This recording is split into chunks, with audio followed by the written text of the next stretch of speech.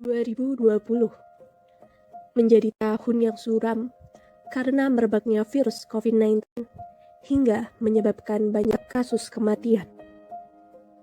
Adapun laju penularan tercepat tercatat berada di daerah Jakarta, disusul Jakarta Selatan, Depok, dan Jakarta Barat.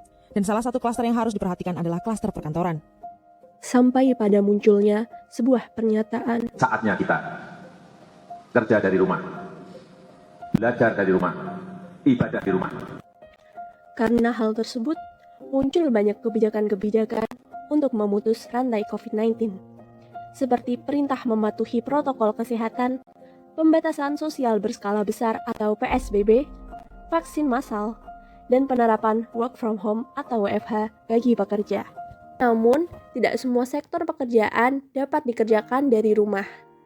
Banyak faktor yang dapat mempengaruhi pelaksanaan WFH, seperti ketiadaan alat kerja dan komunikasi, kurangnya koordinasi, dan lain sebagainya. Selain itu, work culture di Indonesia cenderung sangat kekeluargaan serta group oriented, sehingga terkadang lebih kondusif apabila dilakukan secara tatap muka.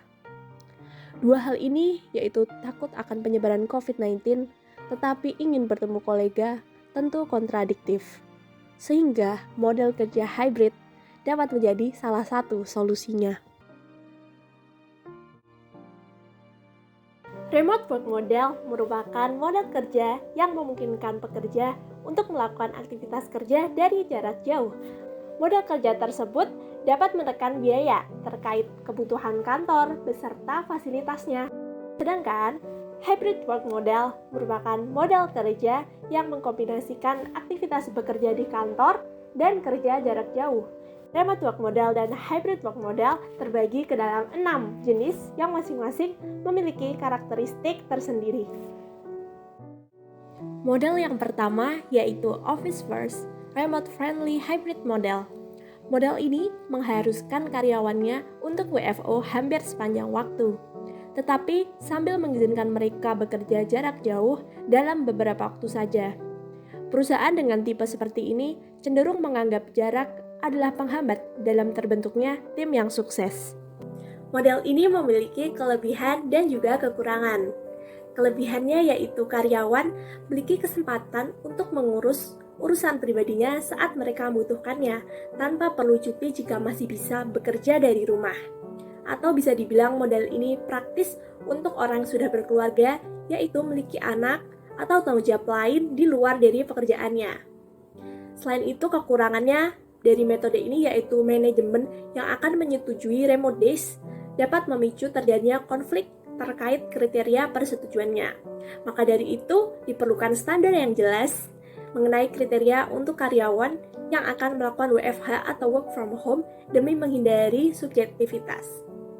Di samping itu, model ini juga tidak praktis untuk perusahaan dengan karyawan di lokasi yang berbeda karena membutuhkan beberapa kantor untuk mengakomodasi karyawan di semua lokasi.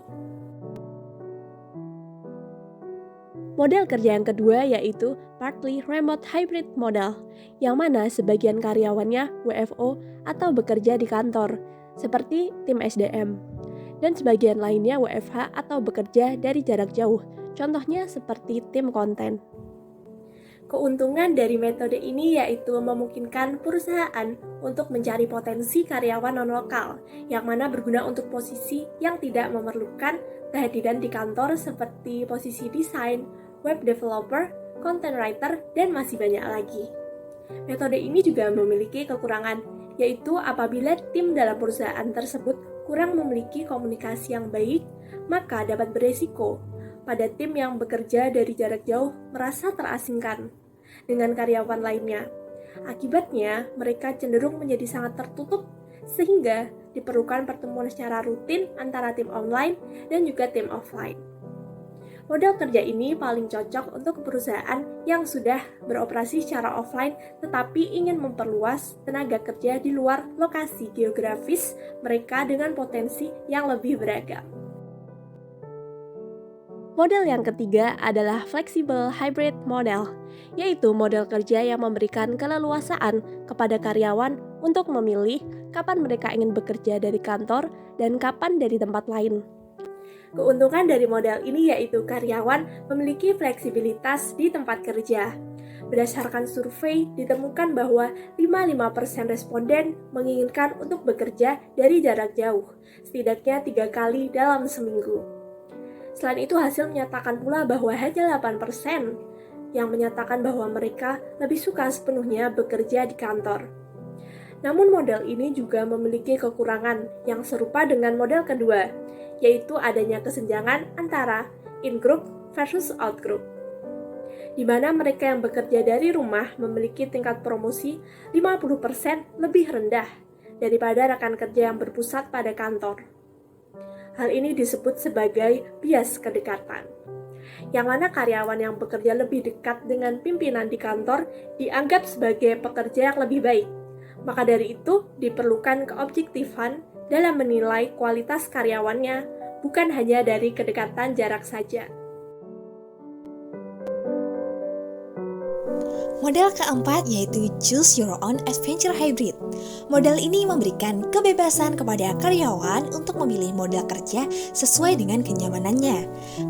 Choose Your Own Adventure Hybrid model memiliki keuntungan utama yaitu menawarkan fleksibilitas kepada karyawan dan mengedepankan sistem controlling dan prediktibilitas.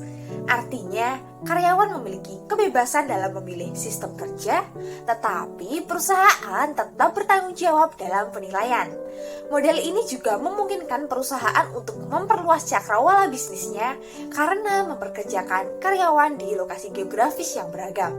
Namun, model ini memicu ketidakpastian dalam pengawasan karyawan karena posisi karyawan yang cenderung dinamis. Akibatnya, mungkin terjadi kesulitan dalam koordinasi dan menimbulkan miskomunikasi. Model kelima adalah Remote First Hybrid Model, yaitu model yang mengutamakan karyawan untuk bekerja dari rumah atau bekerja jarak jauh. Seluruh aktivitas operasional dan kebijakan perusahaan sejalan dengan aktivitas kerja jarak jauh dan sesuai dengan kebutuhannya. Remote First Hybrid Model dapat memberikan kesempatan kepada seluruh karyawan untuk menyumbangkan ide, mendapatkan promosi, dan memperoleh perhatian yang sama dari pimpinan. Model ini juga memberikan fleksibilitas bagi karyawan dalam menerapkan work-life balance. Di samping itu, model ini juga dapat menekan biaya overhead yang seringkali terjadi di kantor.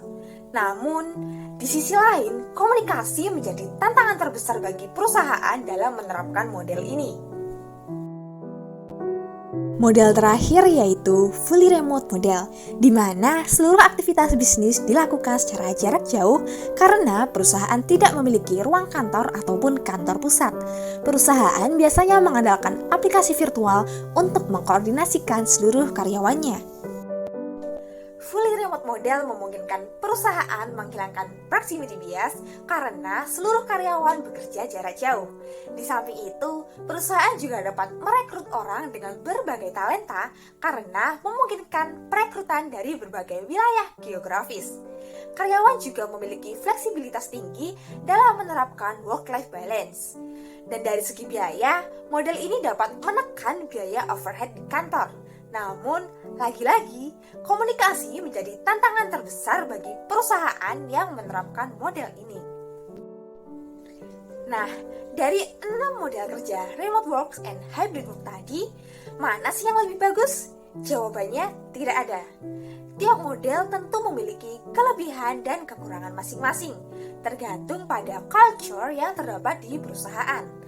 Masing-masing model akan menjadi bagus dan efektif apabila diterapkan di perusahaan yang sesuai kebutuhannya. Lantas, mana yang lebih baik untuk masa depan? Jawabannya juga tidak pasti. Di masa depan, kemajuan teknologi sangat memungkinkan penerapan remote work. Kendati demikian, beberapa perusahaan mungkin saja lebih efektif apabila menerapkan hybrid work. Remote work and hybrid work model sama-sama memiliki peluang yang baik di masa depan karena seiring berjalannya waktu, masyarakat dituntut untuk lebih adaptif dengan teknologi serta fleksibel dalam menjalankan berbagai peran dan tugas. Dengan demikian, 6 types of remote work and hybrid work model dapat menghapus stigma bahwa bekerja hanya bisa dilakukan secara luring di kantor.